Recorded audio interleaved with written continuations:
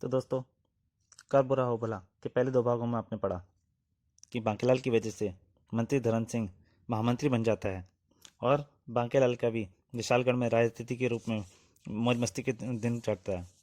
परंतु एक दिन एक खबर आती है कि उधमपुर के राजा उधम सिंह वहाँ पे उनके ऊपर हमला करने वाले हैं, विशालगढ़ के ऊपर। और उनकी तरफ से एक राजदूत आता है और बोलता है। उसके बाद वहाँ विशालगढ़ के राजा विक्रम सिंह को गुस्सा आ जाता है और वो युद्ध का ऐलान कर देते हैं। तो बांकीलाल वहाँ से भागने की सोचता है, परंतु महामंत्री धर्म सिंह की वजह से वहाँ से भाग नहीं पाता और उसको भी युद्ध के मैदान में जाना पड़ता है।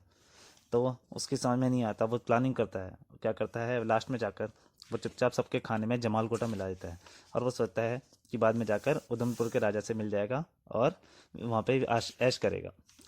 परंतु एक सैनिक उसे यह डालते हुए देख लेता है जमाल गोटा खाने में। अब उसके आगे बीमारी का कारण जानने के लिए महामंत्री सैनिकों के खेमे में पहुंचा और पूछताछ करने लगा। जल्दी इस पूछताछ का नतीजा सामने आया और वह सैनिक जिसने बांकीलाल को भोजन में कुछ मिलाते देखा था वह डरता हुआ सामने आया। जी जी हुजूर, वह। क्या बात है जवान, डरो नहीं, जो कहना है साफ साफ कहो। महामंत्री ने उसे सांत्वना दी। जी जी हुजूर, मैंने सुबह भंडारे में बांकीलाल जी को भोजन में कुछ मिलाते देखा था। महामंत्री चौंक गया। क्या तुम बकते हो जवान? भला बांकीलाल जी भोजन में कुछ मिलाने क्यों लगे? क्षमा करें हुजूर, मैं सब सच सच कह रहा हूँ। महामंत्री सोच में पड़ गया। ओह, भला यह सैनिक क्यों झूठ बोलने लगा? मेरी तो समझ में नहीं आता, मैं क्या करूं? मुझे तो सिर्फ इस बात की खबर महाराज को दर्द देनी चाहिए। और तुरंत ही महामंत्री जी ने सारी बात महाराज को बताई। और पूरी बात सुनने के बाद, ये आप क्या कह रहे हैं महामंत्री जी? नहीं, यह नहीं हो सकता। पर महाराज, उस सैनिक ने खुद बांकीलाल को भोजन में कुछ मिलाते देखा है। विक्रम सिंह भी सोच में पड़ गया। समझ में नहीं आता, भला बांकीलाल भोजन में क्या गड़बड़ी कर सकता है और उसे इससे क्या लाभ मिलेगा? महाराज, मेरे ख्याल से पहले राजवैद्य को से भोजन का परीक्षण करवाया जाए, आगे सही निर्णय लिया जा सके। ताकि जैसा चाहो वैसा करो महामंत्री जी, हमारी तो कुछ समझ में नहीं आता, आखिर हो क्या रहा है। महामंत्री ने वहां राजवैद्य को बुलवाया और साथ ही भंडारे से थोड़ा सा भोजन भी।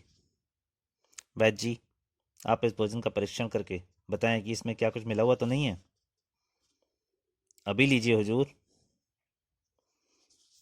फिर वैद्य जी वह भोजन लेकर अपने खेमे में आए और तरह तरह से उसका परीक्षण करने लगे।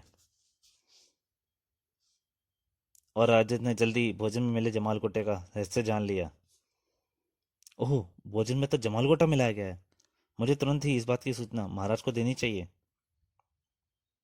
और फिर उसने आकर महाराज को बता दिया। हुरूज हजूर, इस भोजन में जमाल गोटा बहुत अधिक मात्रा में मिलाया गया है। क्या? राजा विक्रम सिंह गुस्से से पागल हो गया। महंती सोचने लग गया। ओह, नीच कमीने बांकेलाल, हम तुझे ऐसी सजा देंगे कि। महामंत्री जी, फौरन बांकेलाल को बंदी बनाकर हमारे सामने पेश किया जाए। जो आज्ञा महाराज। और इधर बांकेलाल भागने की फिराक में था। अब मेरा यहाँ का काम खतूरा हुआ, मुझे अब यहाँ से भाग निकलना चाहिए और फिर यहाँ की पूरी स्थिति की जानकारी उधमपुर के राजा को देनी चाहिए। पर अभी बांकेलाल भागने की तैयारी कर ही रहा था कि खबरदार बांकेलाल, भागने की कोशिश मत करा, सैनिक को पकड़ लो इसे। महामंत्री धर्म सिंह ने बांकेलाल को पकड़ने का आदेश दिया। क्या क्या? पर क्यों? मंत्री ने तुरंत आगे बढ़कर बांकेलाल को दबोच लिया। इस हरकत का मतलब महामंत्री जी, आखिर आप कहना क्या?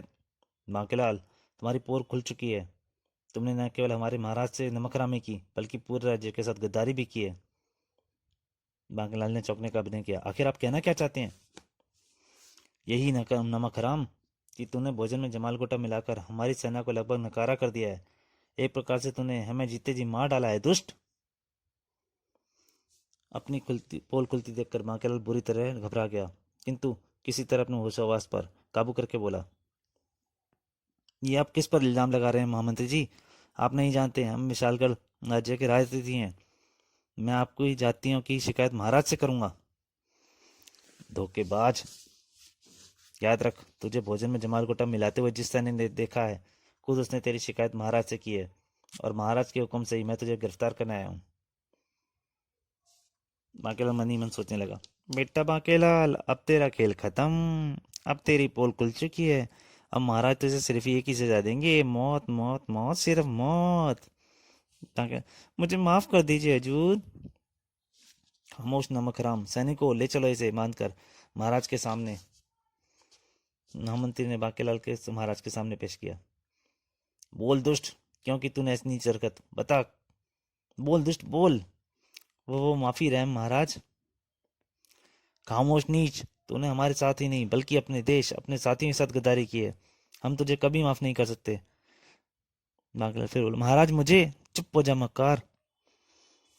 महामंत्री जी, आप इसे फौरन मेरी आंखों के सामने से हटा दीजिए। कल युद्ध प्रारंभ होने से पहले हम खुद अपने हाथों से इसका गला काटेंगे। यही इसकी सजा है। रहम महाराज रहम। परंतु राजा विक्रम सिंह ने कुछ नहीं सुना। सैनिकों ले जाओ इसे। नहीं नहीं, फिर सैनिक बांकेलाल को घसीटते हुए वहां से ले गए। उधर उधमपुर के राजा उधम सिंह के खेमे में बुद्धिमान जासूस पोपटलाल और चौपटलाल अपने राजा उधम सिंह के सामने सिर झुकाए खड़े थे। इसमें कोई शक नहीं कि आप दोनों विलक्षण सूझबूझ वाले हैं। क्या यह कहा जाए कि आप दोनों हमारी सेना की रीढ़ हैं, तो कोई अतिशयोक्ति नहीं होगी। महाराज, यह तो आपका बड़प्पन है, वरना हम किस काबिल हैं। मैं आप दोनों द्वारा लाई गई दुश्मन सेना की गुप्त गुप्त जानकारी ही है, जिसकी बदौलत हमने कई देशों में बड़ी सरलता से विजय प्राप्त की। और आज भी हम चाहते हैं कि आप दोनों फौरन यहाँ से जाकर किसी प्रकार विशालगढ़ की सेना का जायजा लें और शाम तक अपनी जानकारी हमारे सामने पेश करें। आज्ञा का पालन होगा अन्नदाता। फिर जासूस पोपटलाल चौपटलाल अपने राजा की आज्ञा के अनुसार चल पड़े, विशालगढ़ की सेना की स्थिति का जायजा लेने। और कुछ दूरी आगे चलने के बाद, भाई पोपटलाल वो देखो सामने विशालगढ़ के सैनिक। हाँ भाई चौपट, वो तो इधर ही आ रहे हैं। क्या वे दोनों, हम दोनों उनकी नज़र में आ गए हैं? नहीं पोपट, वे शायद नित्य कर्मों से निपटने जंगल जा रहे हैं। देख नहीं रहे, सबके हाथों में लोटे हैं। हाँ भाई चौपट, तुम ठीक कहते हो। और सुनो, मेरे दिमाग में जासूसी की एक सरल और नई युक्ति आई है। क्या? क्यों ना हम दोनों यहीं किसी पेड़ पर चढ़कर आराम से बैठें। पोपट भाई, हम यहाँ देश के दुश्मन देश की सेना का जायजा लेने आए हैं, ना कि पेड़ पर चढ़कर आराम करने। चौपट भाई, बात का समझने का प्रयास करो। देखो, दुश्मन देश का प्रत्येक सैनिक नित्याकर्म से निपटने इधर जंगल से ही होकर जाएगा, और हम यहीं पेड़ पर बैठे अनुमान लगा लेंगे दुश्मन देने के सैनिकों की संख्या कितनी है। मान गया भाई पोपट तेरे दिमाग को। क्या धांसू तरकीब आई है मेरे भेजे में। फिर देर किस बात की प्यारे, चढ़ लो इस बरगद के पेड़ के ऊपर। ठीक है चलो। फिर दोनों जासूस सामने खड़े विशालगढ़ के पेड़ पर चढ़ गए और सामने से आ रहे जंगल पाने के लिए जा रहे विशालगढ़ के सैनिकों की गिनती करने लगे। और फिर कुछ ही देर बाद, चौपट, तुम्हारे अनुमान से अब तक कितने सैनिक निहत होकर जा चुके होंगे? यही करीब 50-55 हजार सैनिक। और हमारा अनुमान क्या था? यही कोई 40-45 हजार सैनिक। पर 50-55, तुम कहना क्या चाहते हो? यही कि हमारी पुरानी जानकारी कितनी गलत थी। और सुनो, सैनिक अभी भी आते ही जा रहे हैं, यानी कि हम अभी बहुत तक बुरी गलतफहमी में थे।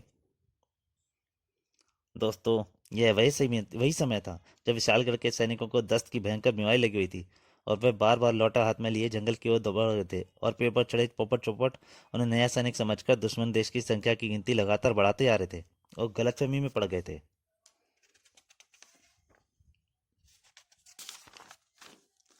सैनिक निरंतर आते जा रहे थे, और यह देखकर जासूस पोपटलाल चौपटलाल के चेहरे पर पसीना चमकने लगा। भाई चौपट, विशालगढ़ के महाराज के पास इतनी बड़ी सेना, ताज्जुब है। इसमें ताज्जुब की क्या बात है भाई पोपट, पड़ोसी देश के राजाओं ने गुप्त मदद की होगी, राजा विक्रम सिंह की। तुम शायद ठीक कहते हो। तुम्हारे ख्याल से अब तक कितने सैनिक नित्यक्रम से निवृत्त हो चुके? लगभग 2 लाख। और हमारे महाराज अपनी 70 हजार की सेना को विशालगढ़ की सेना के मुकाबले दुगना समझ के बैठे हैं। चौपट भाई, तुम कहना क्या चाहते हो?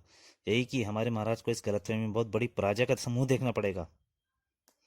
तो चौपट भाई, हमें क्या, हमारे महाराज हारे या जीते, और हम जासूस हैं, हमारा काम है दुश्मन देश के सैनिक जानकारी प्राप्त करना और जानकारी राजा के सामने पेश करना।